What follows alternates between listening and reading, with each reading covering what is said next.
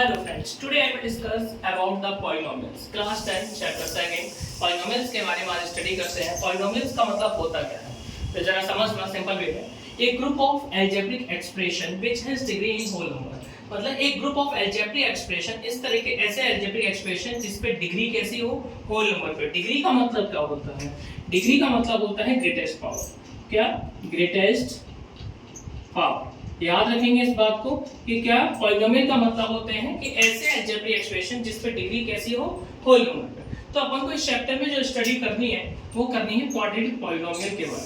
इसके बारे में करनी है क्वाड्रेटिक पॉलिनोमियल्स के बारे में करनी है। तो देखते हैं जरा क्वाड्रेटिक पॉलिनोमियल इसका स्टैंडर्ड फॉर्म क्या होता है और क्वाड्रेटिक पॉलिनोमियल होते कौन से जिस पे डिग्री कितनी हो 2 का मतलब समझ रहे हैं ना, ग्रेटेस्ट पावर कैसी हो 2, तो उसे क्या कहा जाएगा क्वाड्रेटिक पॉलिनोमियल। तो देखिए इसका स्टैंडर्ड फॉर्म क्या होता है ax² + bx + c, that is called the standard form of the quadratic polynomial. a यहाँ पे क्या होता है तो a is the coefficient of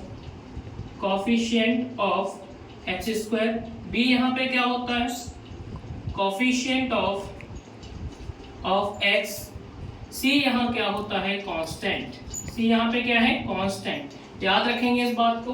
दूसरे अपन बात करते हैं एक और होते हैं क्यूबिक पॉलिनोमियल। कौन सा? Cubic polynomial.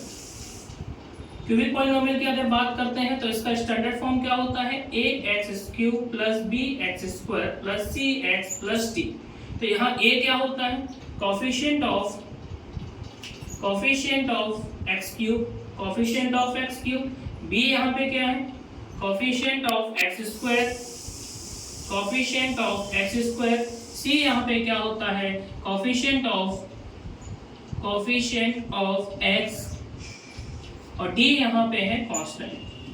तो समझ में आ गया होगा। याद रखेंगे कि क्वाड्रेटिक पॉलिनोमियल कौन से होते हैं ऐसे पॉलिनोमियल जिस पे डिग्री कितनी हो 2, and that is called the quadratic polynomial, है ना। इसका स्टैंडर्ड फॉर्म क्या होता है ax² + bx + c।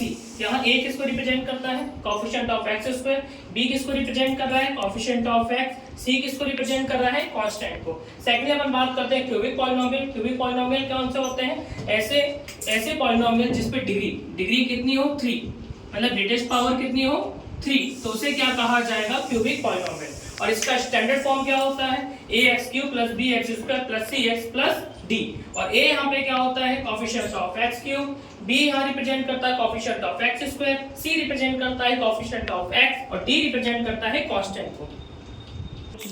अब हम क्या पढ़ते हैं कि किस तरीके से रिलेशनशिप फाइंड करते हैं किन के बीच में, इनके जीरोस के बीच में and the coefficient of the quadratic polynomial. तो देखिए अगर हम मान लेते हैं ये कोई क्वाड्रेटिक पॉलिनोमियल है, क्या है क्वाड्रेटिक पॉलिनोमियल, और इसके जीरोस क्या है अल्फा एंड बीटा, तो इनका और इनके बीच का रिलेशन क्या होता है जरा समझते हैं। सबसे पहले आता है सम ऑफ जीरो। क्या आता है sum of zeros. Sum of zeros किसके बराबर होता है तो minus coefficient of x² coefficient of x upon coefficient of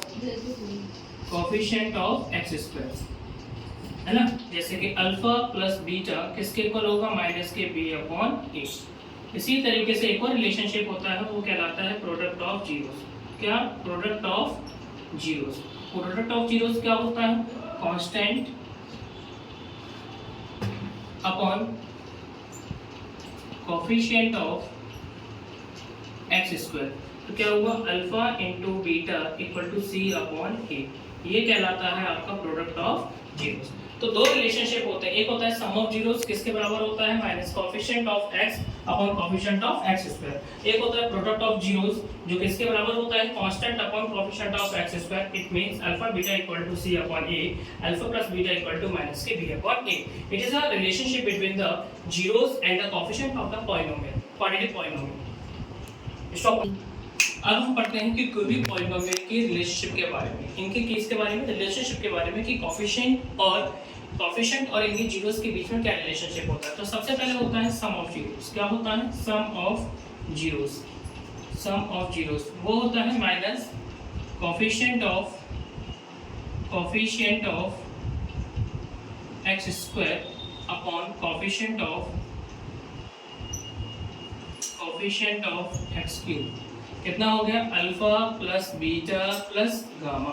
क्या मान लेते हैं, alpha plus beta plus gamma. क्यों लिए, क्योंकि क्यूबिक पॉलिनोमियल पे डिग्री कितनी है 3, तो इसके जीरोस कितने होंगे 3। तो याद रखेंगे अल्फा बीटा गामा क्या है, are the zeros of the given polynomial. तो क्या होगा माइनस के बी अपॉन ए। ये कि एक रिलेशनशिप होता है सम ऑफ जीरोस, ठीक। सेकेंडली होता है sum of product of zeros. क्या होता है, sum of product of zeros, sum of product of zeros. वो कितना होता है, वो होता है coefficient of x upon coefficient of x cube. कितना हो गया, sum of product of zero. ये बात याद रखें, sum of product of zero, it means alpha beta फिर बीटा गामा फिर गामा अल्फा इक्वल टू किसके बराबर होता है, c अपॉन a। एक और होता है प्रोडक्ट ऑफ जीरोस। क्या होता है, product of zeros. Product of zeros किसके बराबर होता है, constant upon coefficient of x cube, है ना, अल्फा बीटा गामा। क्या, अल्फा बीटा गामा काय के बराबर हो गया, c upon a, sorry d upon a। क्या होता है, d अपॉन ए। d यहाँ पे क्या है, कांस्टेंट कितना है d, तो कितना होगा माइनस के d अपॉन a। अब हम सॉल्व करते हैं कि किस तरीके से हमें जीरोस निकालते हैं और verify relationship between the zeros and the coefficient. तो सॉल्व करते हैं किस तरीके से करेंगे जरा समझना। सबसे पहले अपन इसको क्या करते हैं, फैक्टराइज करते हैं। क्या करते हैं, फैक्टराइज, है ना। तो देखिए किस तरीके से अगर आपको फैक्टराइज नहीं आते हैं तो मैंने एक वीडियो डाल रखी है, आप उसको देख सकते हैं, है ना।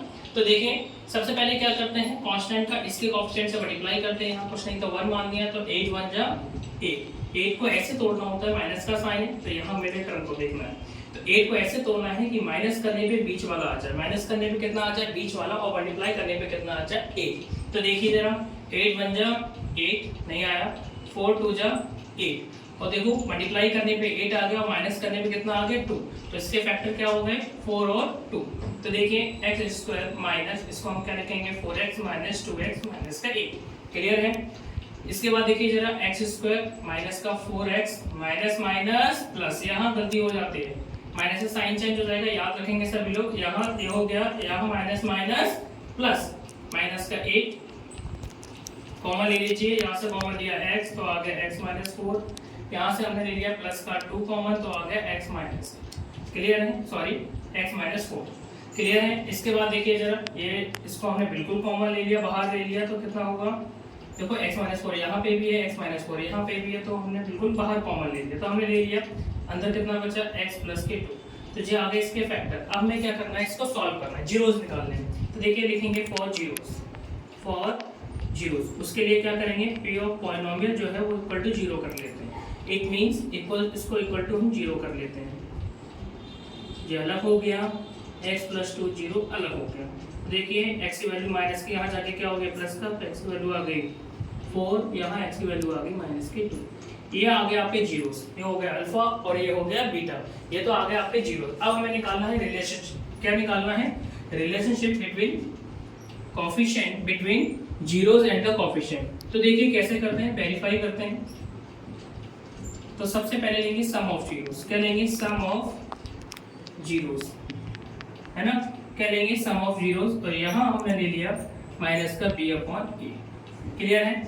तो देखिए सम ऑफ जीरोस, वैसे आप उनको पता है, क्या पता है, अल्फा प्लस बीटा किसके इक्वल होता है, माइनस के b अपॉन ए। तो हम ऐसा करते हैं, वेरीफाई करने के लिए सम ऑफ जीरोस अलग करते हैं LHS में, और राइट हैंड में माइनस के b अपॉन ए लेते हैं। अगर ये दोनों इक्वल आ जाए तो वेरीफाई हो गया, नहीं आते तो वेरीफाई नहीं है, इसका मतलब कहीं ना कहीं अपन ने गलत किया, हमेशा याद रखेंगे। तो सम ऑफ जीरोस, तो देखिए अल्फा प्लस बीटा, अल्फा कितना है 4 प्लस माइनस के 2, प्लस माइनस माइनस 4 माइनस के 2 कितना आ गया 2 आ गया।